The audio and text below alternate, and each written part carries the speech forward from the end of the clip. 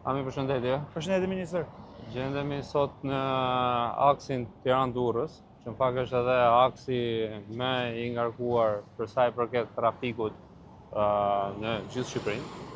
Kemi hyrjen në qytetin e Tiranës nga pjesa e Veriut, po ashtu hyrjen nga pjesa e aeroportit të Rinasit, por dhe lidhjen me qytetin e Durrësit, që tashmë Tirana me Durrësin patjetër ka një bashkëpunim shumë më të ngushtë ekonomik, dhe për pjesët turistike, për pas pjesës së Durrësit që lidhen me Begdetin. Ndërkohë, ky segment është një segment i rëndësishëm. Ne gjendemi këtu në punimet që po bëhen në 6 kilometrat e para të këtij segmenti. Patjetër kemi patur operacion të vështirë në gjatë zbatimit të tij, sepse ne jemi përpjekur që mos të pengojmë qarkullimin e lirë të mjeteve.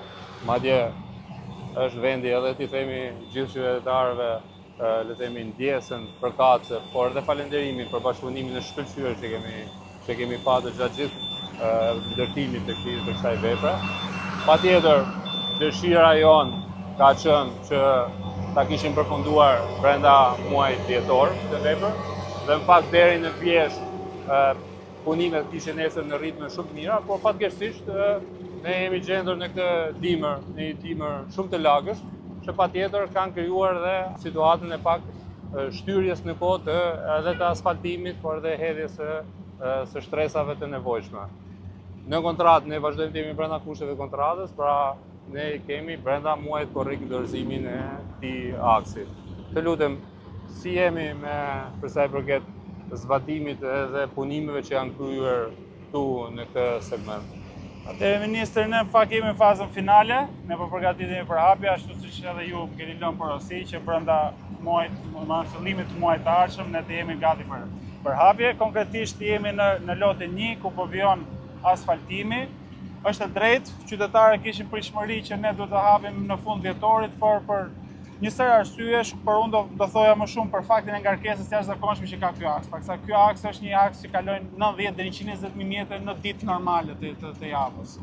Ndërkohë që ka pas edhe disa punime të cilat ne jemi të detyruar ti dëgjojmë dhe të përpiqemi t'i adresojmë, duke qenë që këtu aksesi ka qenë normal në autostradë, ndërkohë që ju e dini fort mirë që ne tani do bëjmë një upgrade për një përmirësim të kategorisë rrugore, duke kaluar edhe në kategori A.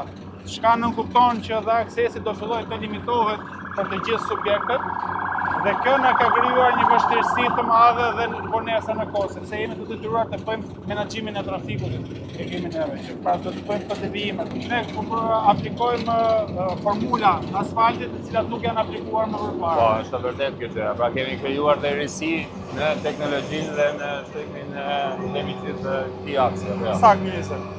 Dhe patjetër që edhe kjo ka kërkuar kohën e vet në shqyrtimet tona në ARSH. Konkretisht, tash përveç pjesës së asfaltimit, në një pjesë të këtij segmenti 6 kilometrash janë vendosur dhe New Jersey, pra barrierat e betonit në pozicionet e tyre finale, dhe kjo vjet re në fillim nga ana Durrës Tiranë, ku trafiku është hapur në 4 korsi dhe ajo është edhe gjerësia. Kjo është rrugë që do të ketë 3+1 korsi, 3 korsi nga 3.75 metër dhe 1 korsi emergjente me gjerësi 3 metër.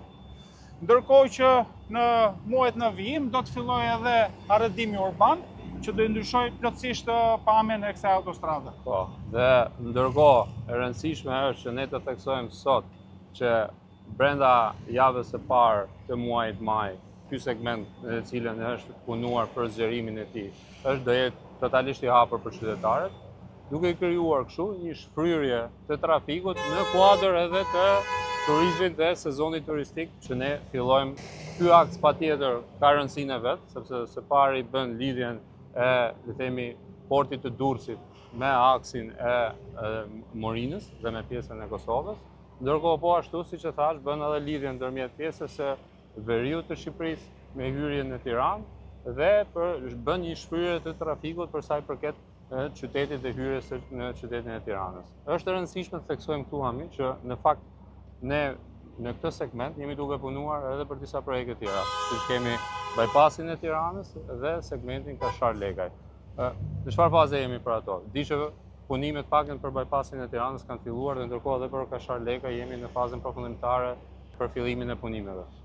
Ne aktualisht në 2 kontrata zbatimi për sa i takon bypassit të Tiranës. Jemi në fazat fillestare ku esuria është 20% aktualisht të punimeve, por ky patjetër është një bypass shumë i rëndësishëm sepse do të bëjë një shfryrje të trafikut duke mos detyruar automatikisht mjetet të vinë në Tiranë për të vazhduar po themi ndroq Plepa ose edhe më tutje nga ana e kombinatit. Pra duke me përfundimin e atij bypassi, patjetër ne presim kemi pritshmëri që trafiku do jetë shumë më i lehtësuar. Punimet vijojnë janë me ritëm më të aqshëm, por siç e thash, jemi në fazën fillestare dhe prandaj dhe jemi në këtë përqindje realizimi punimesh.